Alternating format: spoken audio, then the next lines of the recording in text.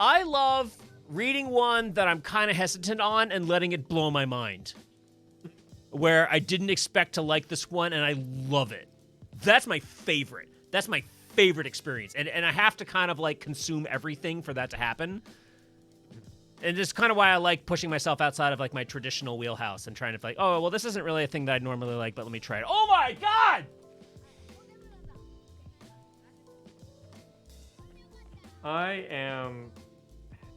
I just like reading messages that are undiluted from a corporate agenda. Yeah. I got really what's the word? I got really philosophical there in my taste, but And it's kind of the reason why like this medium is the medium I gravitated towards. I would say comics and music are the two most robust forms of art that a single human being can conceivably make themselves. You can make so there's more complicated things. There's like, you know, there's, say, for example, cinema. There's less complicated things like, say, a novel, right?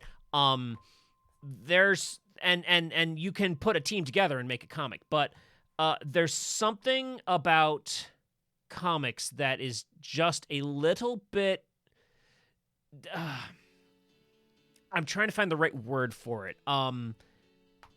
Complicated might be the right one. I'm trying to harken back to like when I read Marshall McClellan years and years and years ago and forgot it all promptly after the test. But like novels are amazing. Novels are probably like one of the default mediums in sort of certainly in an American in a Western culture that we know. Like everyone's got a book. It's kind of like the way you put yourself out there as a person of note is that you wrote a book. Or had someone write a book. Or had someone write a book for you. You know, you have a book attached to your name. And so it's a lot of work to write a book. But it's definitely having someone else write it in your name. Okay, look, I'm trying to make a point here. I'm sorry. Comics are more work to create and less work to consume. Think of in cooking, the difference between grilling a steak and serving it to someone, and then that person has a knife and fork and chops it up and eats it. Totally excellent experience. Versus, say, like a more Eastern preparation of the same cut of meat where you slice it up, you stir fry it, you serve it to the person, and they eat it in pieces with chopsticks. Little bit smoother to eat. It's more work to cook, easier to eat. Less work to cook, little bit more work to eat. But neither experience is bad. Both experiences are awesome. That's how I feel the difference between like writing and consuming a book versus writing and consuming a comic is analogous to that, where books are a little bit less work. You just thought stream, put the words down there, edit the words, put it down there. A lot of work, a lot of fucking work. Not work, but a more direct thought to medium, right? Comics, you have a lot more structure to it, a lot more things that you need to plan out and prepare. It's a lot more chopped up and made more bite-sized. But then you hand it to a person and they fucking crush it. They get through it in a second. And so that extra process in creating and that extra structure makes it go into the brain a little faster. There's something about them that is like that pulled me in real young and never let me go. And I love books, but I can just consume so many more comics so much faster and get so much more diverse ideas into my brain more rapidly through this medium, especially through, you know, the access to the indie medium. Boy, am I fucking philosophizing tonight. Okay. I'm not sure writing a novel is And there's a reason why I didn't interrupt you earlier, because I don't think this is really the point you were trying to make. Yeah, because I don't want to diminish writing a Yeah, novel. I'm not it's trying to say that there's anything wrong or bad or even easier about yeah. writing a novel. It's the structure of it that I'm really trying to focus on. Yeah. In that there's more energy put into the structure of a comic and that mixing of mediums. That I'm not sure I agree about structure. There is it's something different about the mixture of mediums, and it you know requires what? a I different set of I want you. I'm sorry to interrupt because like I want you to go, but I feel like you understand what I'm trying to say, even though I'm not quite saying it. Yeah. But go. I think that's true. Is that like so? I don't know if the audience knows this. I've written a novel before. I've written like 3. They all suck, and you'll never find them anywhere. Um, I don't really. That sucks. I'm sorry. What do you got? What do you got? See, this is one of those things. Like the idea with it being harder or less complex structure is kind of what's getting me, because on one hand, I spend a lot more time on my comics than I ever spend on any of my novels. But on the other hand, people have read my comics and people like my comics, and I've made money on my comics, which I can't say the same for my novels. I don't really think it's less, but I think it is different how those messages are applied. And I do agree with comics are easier to digest. I think the somewhat ironically, well, not even ironically, just using the phrase "a picture is worth 1,000 words," you can communicate a lot more detail and an image than you can with words. But they're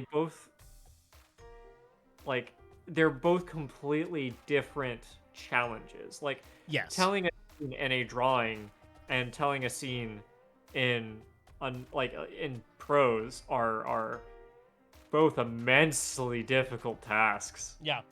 Uh, Almost to the point where I'm not even sure I could compare them. But there is definitely something about the way images and text work together with a comic that makes it easier to digest. That's why like fucking kids start off with picture books. It's a different thing, and that's not like that's not me trying to like simplify comics either. It's just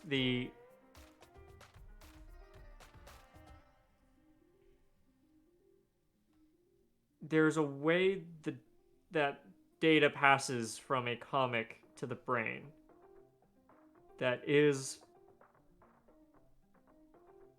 faster to consume.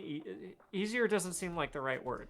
See, I can't be more confident that you know what I'm trying to say, but we're both struggling to say it. Yeah, Is that there is a comparison between a prose novel and a comic book. And I think like it's like we keep falling back on words like easier and harder, or more work and less work, or more or less complicated. None of those 3 things are really the thing we're trying to say. I want to focus in on like the fact that that comics are inherently mixed media.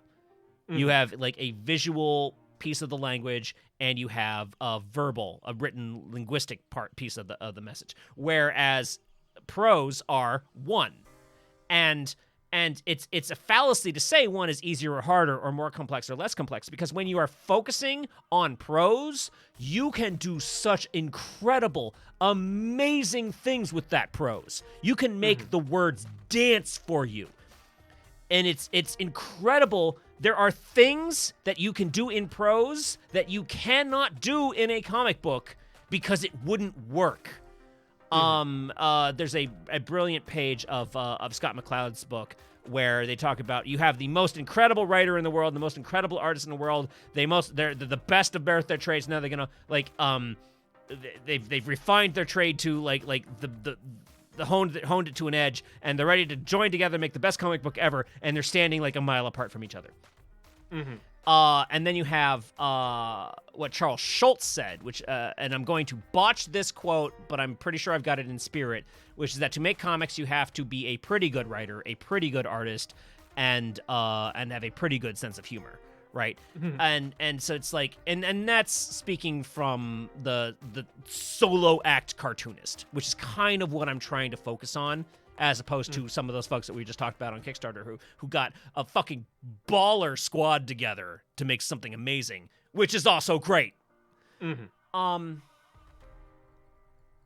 So you can't write a full 3-page description of how cool that mountain is in a comic book, because no one would read it. But you can paint a picture of that mountain, be like, whoa, and then have some dialogue on top of it. It's different. So like a thing I go to is like, so anachronistic is this whole separate third thing than anything we've talked about. How about that? Podcasts. Yeah.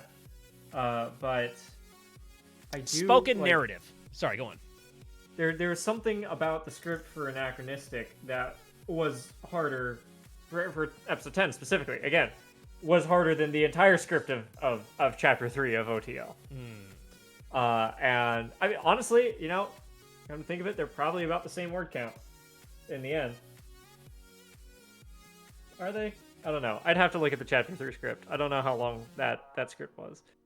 But having to rely on the language and not on the drawings did make it, in a way, harder for me.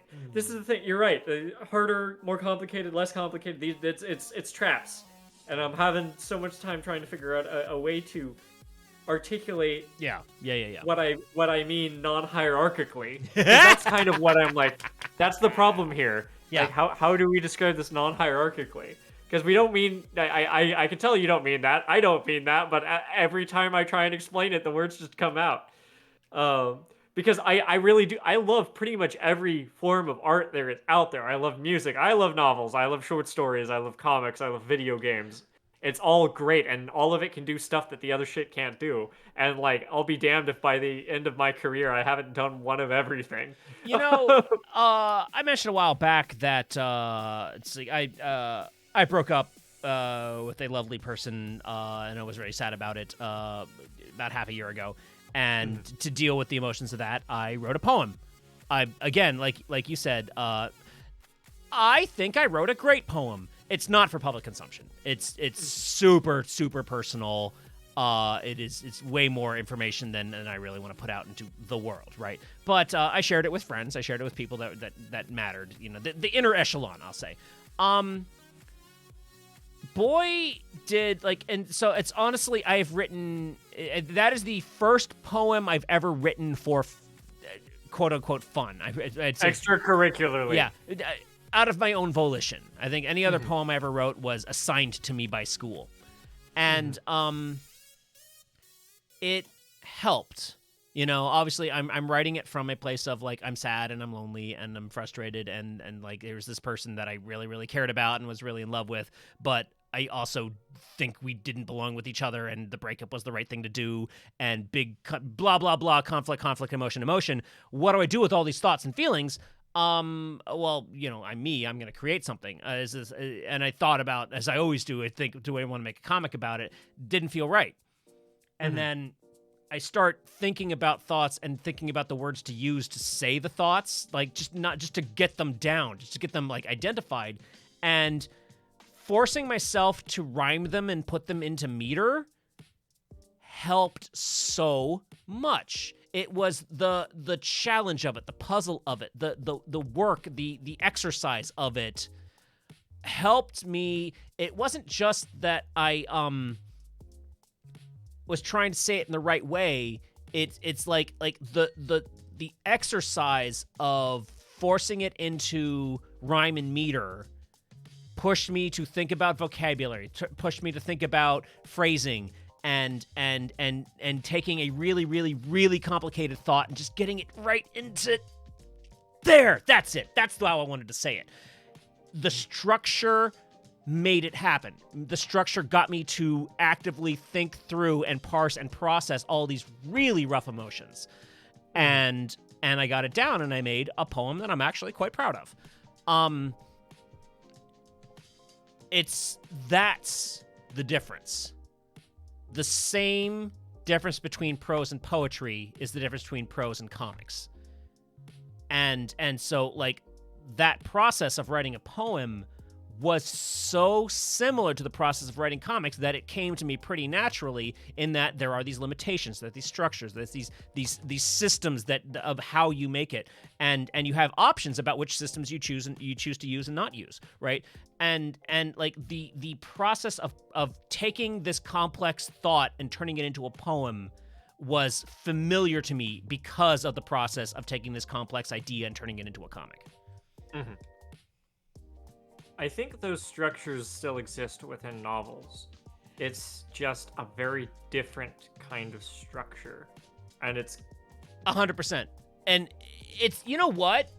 I would agree that, like, comics and poems are...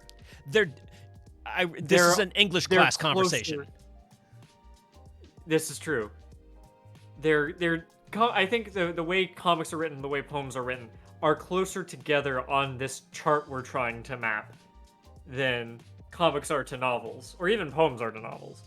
Like, this is a longer debate for... Well, we'll save it, because we've always got stuff to talk about. I love comics. I do too. Do you know what else I love, Kyle? Elden Ring. Yes, but also all of the people we're thankful for.